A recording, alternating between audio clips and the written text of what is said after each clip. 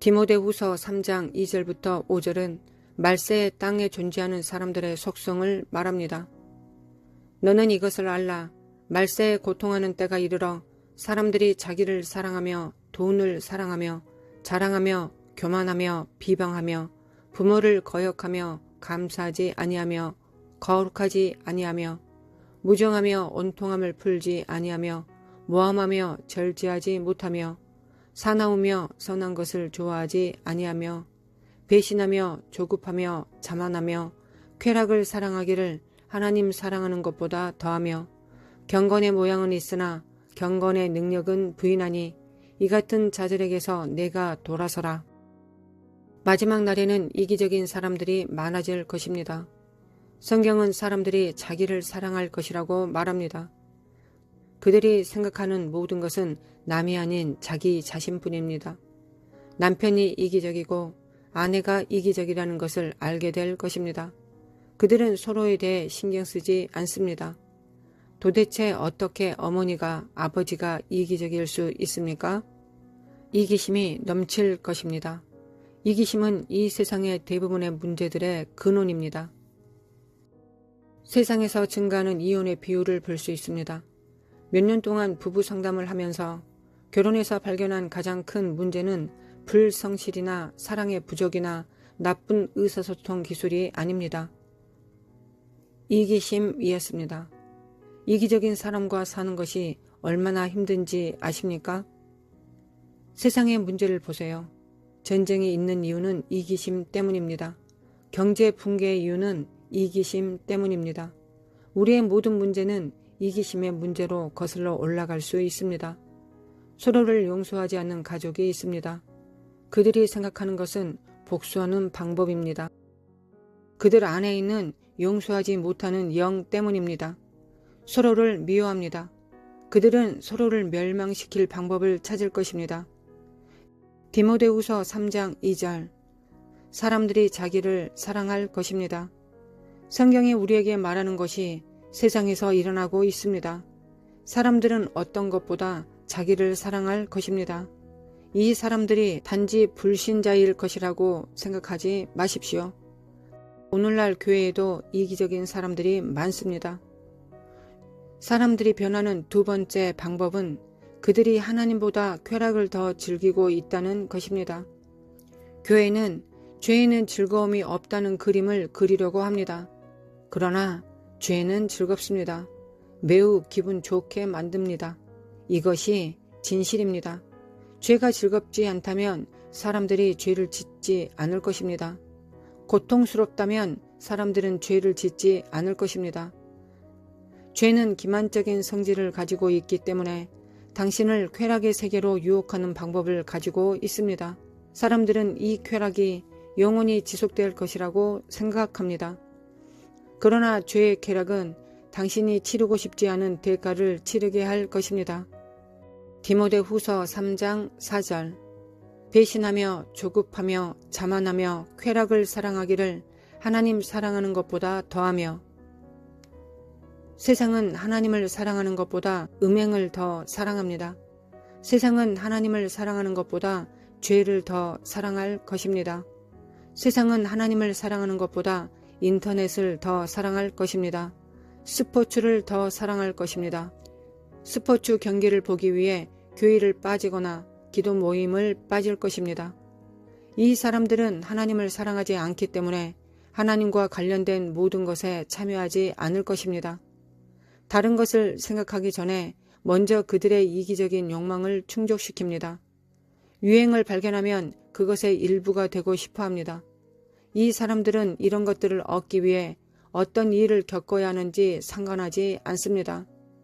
만약 당신이 이와 같다면 당신의 마음속에 하나님 위에 다른 것을 두었다는 증거입니다.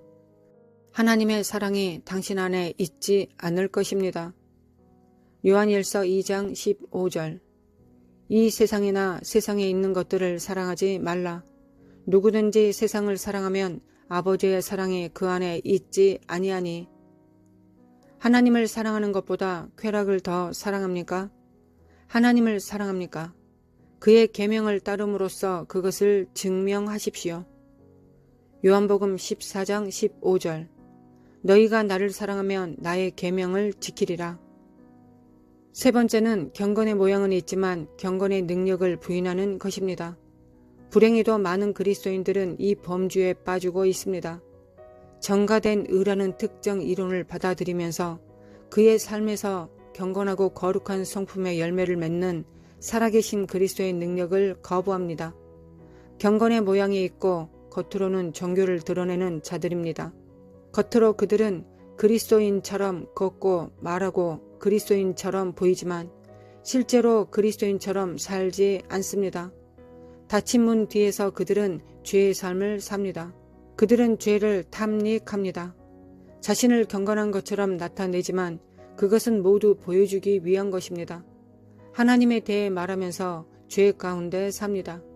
그들은 그 합의에 만족합니다. 겉으로는 거룩하게 보입니다. 죄와 사랑에 빠지지 마십시오. 그것에 익숙해하지 마십시오. 그것을 받아들이지 마십시오. 당신 안에는 성령님이 계십니다. 하나님의 이름을 부르고 성령님을 의지하십시오. 거룩함을 쫓는 것은 일주일에 하루 교회에 나가는 것이 아닙니다. 당신 안에 계신 성령님과 동행하는 것입니다. 바울이 말씀 마지막에 이 같은 자들에게서 내가 돌아서라고 기록하였습니다. 당신은 이 사람들로부터 도망쳐야 합니다. 주일 예배에 참석하지만 그 참석함으로 자기의 구원을 이루었다고 착각하는 사람들입니다. 그들을 분별해야 하고 결코 그들 중 일부가 되지 마십시오. 이 사람들은 적 그리스도의 영에 사로잡혀 있고 그 영이 그들 속에서 역사하여 하나님을 대적하고 있습니다. 그들은 하지 말아야 하는 일들을 하고 있습니다. 우리가 눈을 뜨고 이 사람들에게서 도망할 때입니다. 그들은 항상 우리에게 달려와 우리를 넘어뜨리기 때문입니다. 우리는 지금 위험한 때를 살고 있습니다.